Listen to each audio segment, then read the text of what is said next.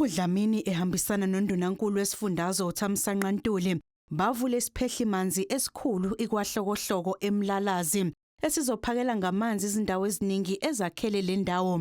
Kanti ingaphezulu kwe1,300 imizi ezothola amanzi ahlanzekile. Lesi ke sizivala namhlanje isona seyinhliziyo yawonke lomsebenzi ola eMlalazi ozophakela amawadi angaphezulu ka17.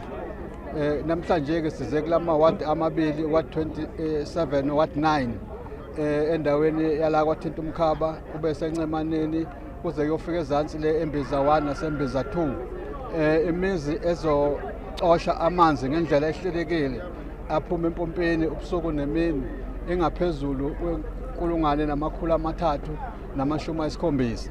Lesi phehlimanzi siphothulwa nje saqala ukwakhiwa ngonyaka ka2016 kanti sike saqhuma sadala umonakalo kule ndawo. Kwaqhuma amapayipi la akhukhula imizi yabantu namathuna. Safika ke ngo2021 uMphemba ewumeya ezoba umeya wala eKhencetshwayo.